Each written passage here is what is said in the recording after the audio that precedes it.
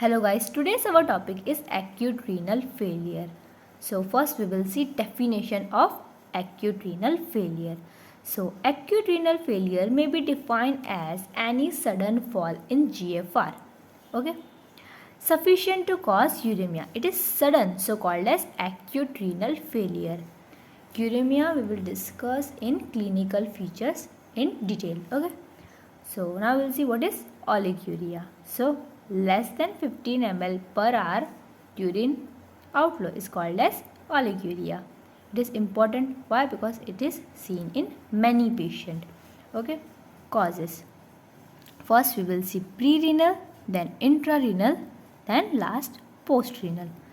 First, hypovolemia. So what is hypovolemia? Decrease body fluid in body. Okay. So it can be due to hemorrhage or volume depletion in conditions such as vomitive, excessive vomiting, frequent diarrhea, or in severe burns. First, congestive heart failure. In congestive heart failure, there is decreased cardiac output that will lead to decreased GFR. Clear? It is called as cardiorenal syndrome. Okay. Then liver failure. Liver is main source for plasma protein. Okay. So if there is decrease in plasma protein, this will lead to edema. How? So plasma protein will help to maintain osmotic pressure of blood. So if there is less osmotic pressure, then blood from vessel will escape out. So it is called as edema. Okay. Then hypotension. In conditions such as cardiogenic shock, distributive shock, sepsis and anaphylaxis. Okay. Then renal hypoperfusion. So what is renal hypoperfusion? So decrease blood supply to kidneys. Okay. So कौन सी condition में हो सकते हैं? So first है non steroidal anti inflammatory drugs की वजह से, या तो साइक्लोऑक्सीजिनेस 2 इनहिबिटर और एंजियोटेंसिन कन्वर्टेड एंजाइम इनहिबिटर. ये सब क्या हो गए? ड्रग्स. देन हम देखेंगे conditions. Abnormal abdominal aortic aneurysm, renal artery stenosis, hepatorenal syndrome. Okay. Intrarenal यानी with in the kidney cause है. ये क्या था? Pre renal. ओके. फर्स्ट है एक्यूट ट्यूबुलर नेक्रोसिस. इसमें क्या होगा? जो किडनी के ट्यूब्यूल्स है, ट्यूबुलर सिस्टम है, उसमें नेक्रोसिस. तो कौन से रीजन्स की वजह से हो सकता है? फर्स्ट है drugs, vancomycin, okay, haemolysis, rhabdomyolysis, chemotherapy, multiple myeloma, ischaemia, hypercalcaemia. Okay. इन सब वजह से क्या हो सकता है? Tubular necrosis. अब हम देखेंगे एक्यूट इंटरस्टिशियल नेफ्राइटिस. तो इसके कॉज क्या हो सकते हैं? Drugs like beta lactam and proton pump inhibitor, sarcoidosis, amyloidosis, SLE and infection. Okay. Clear? ये किसके कॉज देख रहे हैं हम? इंट्रारीनल यानी with in renal system. Third है ग्लोमेरुलोनेफ्राइटिस. इसमें क्या होता है? सिंपल इन्फ्लामेशन, तो इंक्रीज इन्फ्लामेटरी सेल्स. अब हम देखेंगे vascular causes. So first vasculitis, cryoglobulinaemia, polyarteritis nodosa, thrombotic microangiopathy, cholesterol emboli, renal vessel thrombosis, malignant hypertension. Clear? ये कौन से कॉज हो गए? Vascular cause. ओके. अब हम देखेंगे पोस्ट रीनल. तो पोस्ट रीनल में 2 टाइप्स है. First intrinsic, then extrinsic.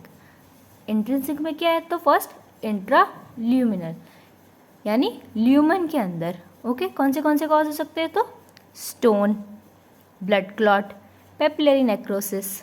Okay. अब इंट्राम्यूरल यानी वॉल में कॉज है, तो ureter stricture, BPH, bladder tumour, radiation fibrosis.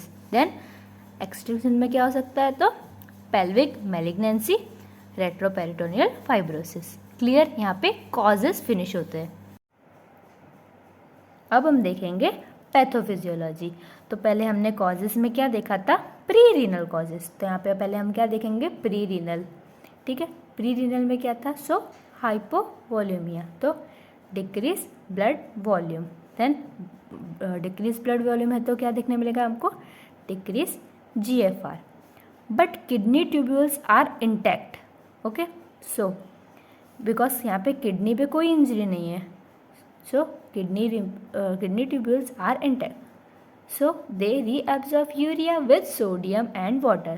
so urea के साथ में सोडियम और वाटर रीअब्सॉर्ब कर लेंगे, so clearance of urea will decrease. Okay, तो यूरिन में यूरिया लेस होगा और ब्लड में ज़्यादा। Clear, because of decrease GFR और क्या होगा, तो renin angiotensin aldosterone system activate हो जाएगा। तो उसमें क्या, एल्डोस्टेरोन क्या कराएगा, so again cause absorption of urea with water and sodium. Renal function become normal after underline cause is treated. Okay, then क्या समझा हमने, पहले ब्लड वॉल्यूम कम हुआ, GFR कम हुआ, बट किडनी नॉर्मल है, ट्यूब्यूल्स नॉर्मल है, सो यूरिया के साथ वो क्या करेगा, सोडियम और वाटर को रीएब्जॉर्ब करेगा। तो यूरिन में यूरिया कम होगा और ब्लड में ज़्यादा होगा। क्लियर, अब हम देखेंगे सेकंड, देखेंगे हम इंट्रारीनल AKI। इसमें क्या होगा, increase urea and in urine. उसमें क्या था, डिक्रीज यूरिया इन यूरिन, किसमें, सो प्री रीनल में। तो फर्स्ट क्या है इसमें, एक्यूट ट्यूबुलर नेक्रोसिस। इसमें क्या, अगर pre renal cause long lasting है तो आगे जाके क्या करेगा, इंट्रारीनल इंजरी।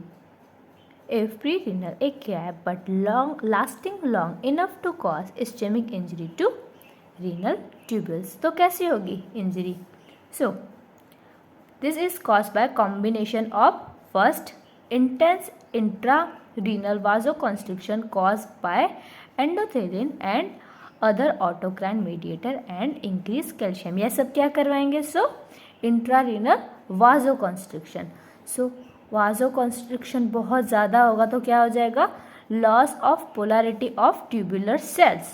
क्या हो जाएगा, जो ट्यूब्यूल्स के सेल्स है उसकी पोलैरिटी लॉस हो जाएगी, तो वो ठीक से फंक्शन नहीं कर पाएंगे। Loss of polarity of tubular cell leads to loss of function. Okay, loss of adherence of tubular cells leading to desquamation into tubular cells. क्या हो जाएगा, अब ये ट्यूब्यूल है, ठीक है, समझ लो ये ट्यूब्यूल है। ओके, सो इसमें क्या होगा, लॉज ऑफ पोलैरिटी, इसमें ये दोनों ट्यूब्यूल की लॉज ऑफ पोलैरिटी। ओके, ये फंक्शन ठीक से नहीं करेंगे, ट्यूबुलर सेल्स ठीक से फंक्शन नहीं करेंगे, तो क्या करेंगे, ऐसे बीच में आ जाएंगे। ठीक है, एड्रेंस ऐसे बीच में आ जाएंगे ल्यूमेन के अंदर। सो क्या हुआ, loss of adherence of tubular cells leading to disquamation into tubular lumen। ये ल्यूमेन के अंदर आ गए, तो यहाँ पे क्या फॉर्मेशन करेंगे, formation of cast blocking lumen and prevent flow. अब यहाँ से फ्लो हो पाएगा आगे नहीं। ओके, फर्स्ट क्या हुआ, intense intrarenal vasoconstriction caused by endothelin and other autocrine. पहले क्या हुआ, वाजोकॉन्स्ट्रिक्शन, फिर क्या हुआ, तो loss of polarity of tubular cells. क्यों, तो वाजोकॉन्स्ट्रिक्शन की वजह से। अब पोलैरिटी लॉस हुई तो उनका फंक्शन भी लॉस हो गया। Then loss of adherence of tubular cells leading to desquamation. अब वो सेल क्या हो जाएंगे, ऐसे डिस्क्वामेशन इनटू ट्यूबुलर ल्यूमेन, ये ल्यूमेन के अंदर आ जाएंगे ऐसे। देन वो वहाँ पे क्या बना देंगे, फॉर्मेशन ऑफ कास्ट। वो कास्ट क्या करेंगे, blocking lumen and prevent flow. Simple, अब यहाँ से फ्लो नहीं हो पाएगा। So tubuloglomerular feedback, reflux reduction GFR due to high sodium construction. अब यहाँ पे क्या होगा, यहाँ पे प्रेशर हाई हो गया। ओके, प्रेशर हाई हो गया, यहाँ पे ट्यूबुल्स के यहाँ पे प्रेशर हाई हो गया क्योंकि वहाँ पे ब्लॉकेज है। तो क्या, reflux reduction GFR due to high, यहाँ पे हाई हो गया प्रेशर तो क्या हो जाएगा, GFR decrease. Due to this damage tubules cannot excrete creatinine and cannot absorb urea. तो क्या हो जाएगा, इंक्रीज, अबे एब्जॉर्ब नहीं कर पाए ट्यूब्यूल्स तो क्या हो जाएगा, यूरिन में एक्सक्रीट हो जाएगा. तो इंक्रीज यूरिया इन यूरिन, और क्रिएटिन एक्सक्रीट नहीं कर पाए तो क्या हो जाएगा, increase creatinine in blood. Okay. So third हम देखेंगे पोस्ट रीनल कॉजेज़ की पैथोफिजियोलॉजी. अब अर्ली स्टेज में क्या होता है, वहाँ पे रीनल सिस्टम में कोई डैमेज नहीं होता बिकॉज कॉज क्या है, पोस्ट रीनल है. ओके. सो ट्यूब्यूल्स इंटैक्ट, तो reabsorb urea and excrete creatine, ये नॉर्मल फंक्शन होता रहेगा किसमें, अर्ली स्टेज में. फिर लेटर स्टेज में क्या हो जाएगा, increase urea, increase creatinine in blood. Okay. कब, जब ट्यूब्यूल्स डैमेज हो जाएंगे. ठीक है. पहले क्या होता है, डिक्रीज GFR. ओके. तो retention due to obstruction. Okay. Decrease GFR होता है तो वो क्या एक्टिवेट करेगा, renin angiotensin aldosterone system. Clear. Then वो क्या कराएगा, इंक्रीज प्रेशर, वो क्या कराएगा, एल्डोस्टेरोन रिलीज कराएगा. ठीक है. तो क्या हो जाएगा वहाँ पे, increase pressure with in renal collecting system. क्यों इंक्रीज हो रहा है प्रेशर, बिकॉज वहाँ से यूरिन, पोस्ट रीनल कॉज है तो यूरिन एक्सक्रीट नहीं हो पा रहा. Okay. Results in decrease GFR decrease हुआ तो क्या हो जाएगा, reduce reabsorption of sodium and water. इतने प्रेशर की वजह से अब किडनी पे इंजरी होगी, रीनल सिस्टम पे इंजरी होगी. ठीक है. And acquired renal tubular acidosis, phosphaturia and other abnormalities of tubular function. पहले क्या पोस्ट रीनल कॉज था तो ट्यूब्यूल्स इंटैक्ट थे, फिर अब इंक्रीज प्रेशर की वजह से क्या हो गया, ट्यूब्यूलर फंक्शन एबनॉर्मल हो गया. Okay. Then in addition obstruction leads to tubulointerstitial inflammation. Okay. Caused by infiltrating macrophages and T lymphocyte followed by fibrosis. Okay. Resulting in incomplete recovery of renal function if obstruction is not rapidly relieved.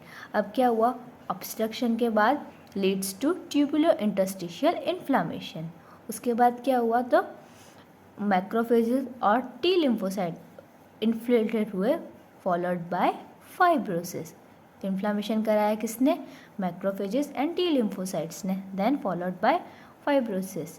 और अगर fibrosis हो गया तो क्या हो जाएगा, incomplete recovery होगी अगर ऑब्स्ट्रक्शन जल्दी से जल्दी ट्रीट नहीं किया जाता. Okay. So now will see clinical feature. First, early और प्री ओलिगोयूरिक स्टेज. अभी तक ओलिगोयूरिक स्टेज डेवलप नहीं हुआ तो हमको पहले कौन से सिम्टम देखने मिल सकते हैं, तो symptoms like lethargy, nausea, headache are indication of over hydration. Okay. And should arouse suspicion of impending renal insufficiency. इन सब सिम्टम्स से हमको क्या पता लगना चाहिए कि यहाँ पे कोई रीनल इनसफिशिएंसी है. So restoration of renal perfusion, if normal circulation फिर से रिस्टोर हो जाती है तो it can leads to rapid recovery of renal function. Normally rapid recovery of renal function, फिर से सब नॉर्मल हो जाएगा. ओके. देन फिर अगर ये नॉर्मल नहीं होता है तो कौन सा स्टेज आएगा, सेकंड ओलिगोयूरिक स्टेज. तो ओलिगोयूरिक स्टेज में क्या होगा, तो लेस देन और 400 ml per day in urine, sets within 24 to 48 hours. Duration average being is 4 to 10 days. Okay.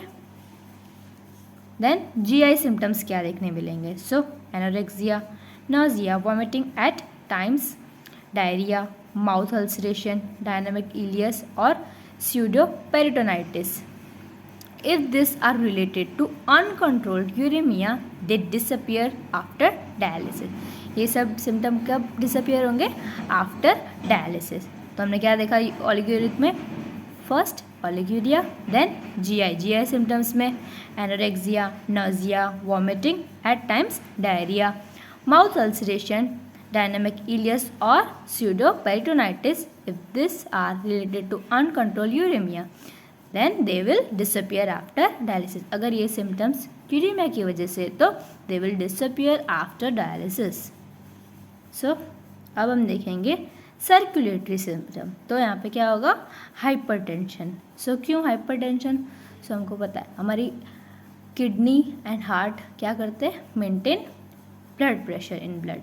So common in acute glomerulonephritis, renal infarct and cortical necrosis. When acute renal failure result from intoxication by organic solvent. Clear? ये कौन सा था, circulatory. GI के बाद हमने देखा circulatory, अब हम देखेंगे respiratory. So dyspnea is related to metabolic acidosis, to pulmonary infection और edema. ओके, सो मेटाबॉलिक एसिडोसिस की वजह से क्या होगा, डिस्पनिया। इसमें कौन सा सिम्टम याद रखना है हमको, so dyspnoea. Then infection, infection क्या, secondary sepsis is major risk in patient with acute renal failure.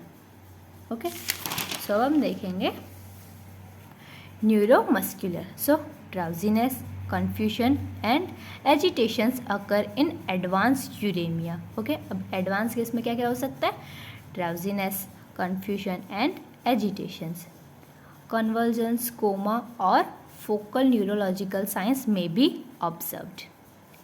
Muscular twitching or cramps uncommon in absence of plasma electrode disorders.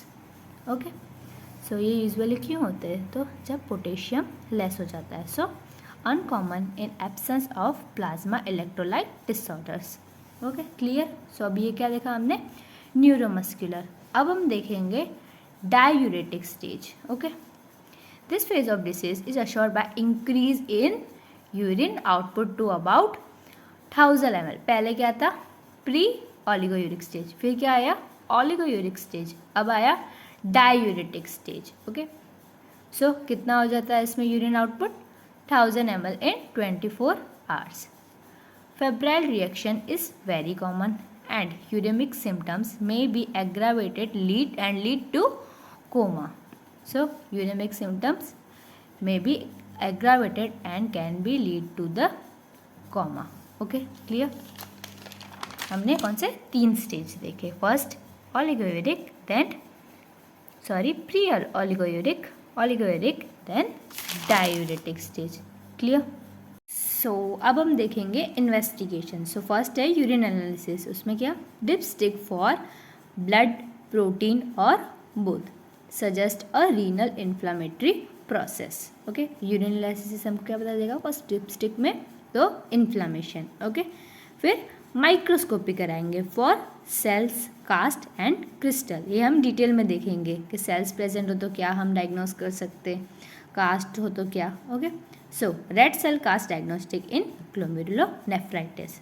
Then biochemistry, so creatine less than 0.3 ml per deciliter in 48 hours और 1 less than 1.5 from baseline, क्या suggest करता है, so AKI less than 0.3 ml per deciliter in 48 hours and less than 1.5 from baseline.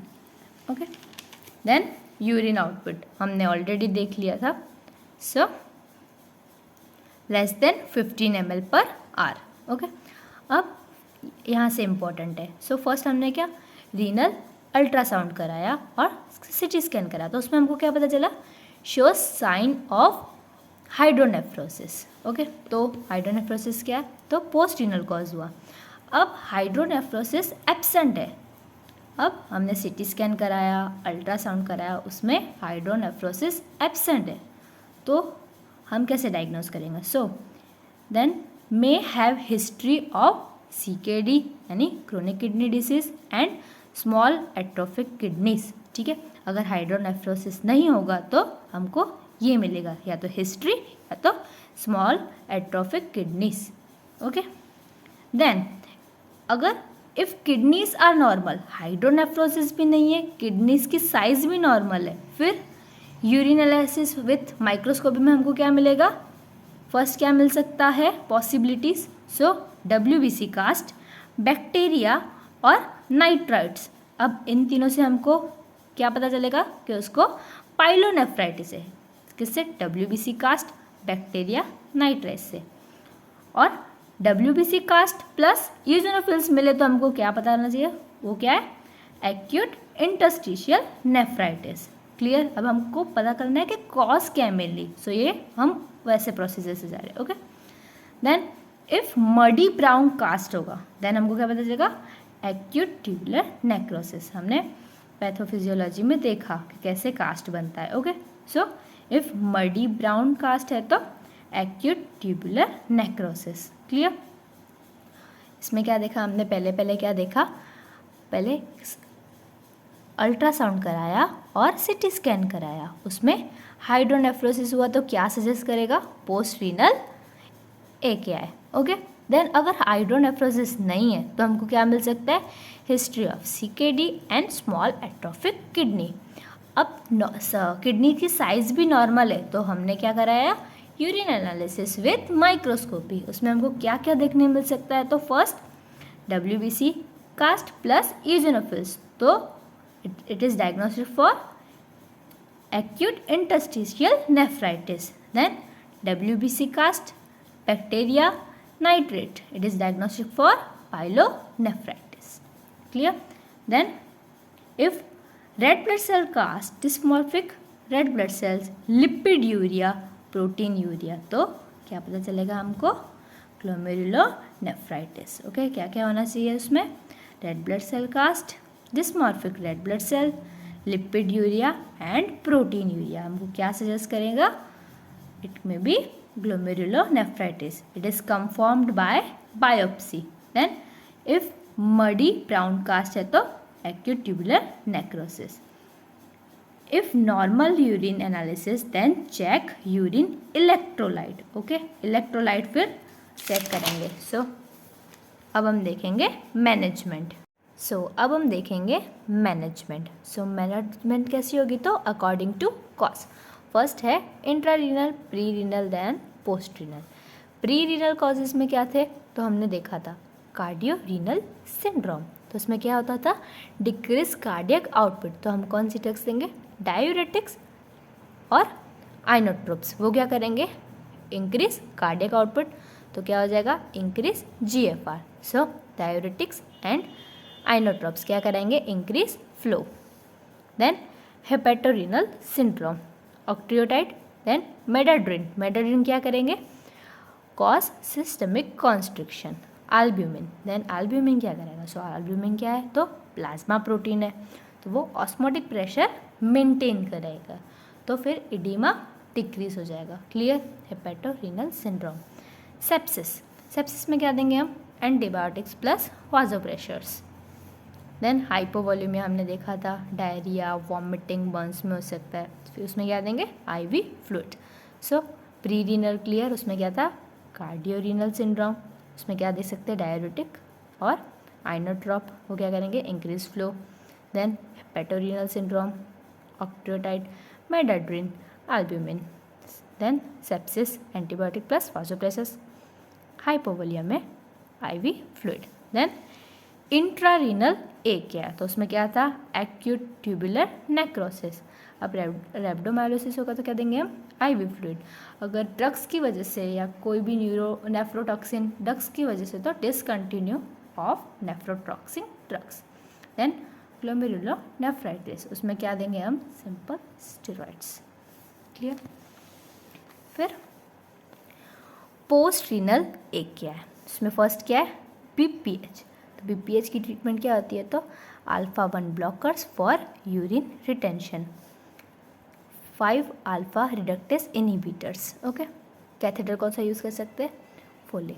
और अगर tumour या stone है तो treatment according to cause. Stone में क्या मेडिकेशन से हो सकता है, तो मेडिकेशन से, देन नहीं तो removal of stone. Okay, then early management, उसमें क्या करेंगे हम, restoration of fluid and electrolyte balance. Clear. Then management of establish acute renal failure. So life threatening complications भी हो सकती है इसमें। हाइपर कैलेमिया, उसमें IV calcium, IV insulin and glucose, haemodialysis. Last में क्या करेंगे, हेमोडायलिसिस। Okay, then antibiotics. अब ये सारी एंटीबायोटिक्स हमको अवॉइड करनी है, क्यों? क्योंकि वो नेफ्रोटॉक्सिक है। Okay, so aminoglycoside, tetracycline, cephaloridine, cephalexin. Okay, then renal replacement therapy से क्या होगा? Rapidly increasing S creatinine, oliguria and acidosis. किस में करेंगे? Renal replacement therapy. सो जिसमें एस्क्रिएटिन बढ़ रहा है, ओलिग्यूरिया हो रहा है और एसिडोसिस हो रहा है, उसमें क्या करेंगे? Renal replacement. सो ये वाला चैप्टर यहीं पे फिनिश होता है। तो नेक्स्ट लेक्चर में हम पढ़ेंगे क्रोनिक किडनी इंजरी और chronic kidney failure. So thanks for watching, please subscribe.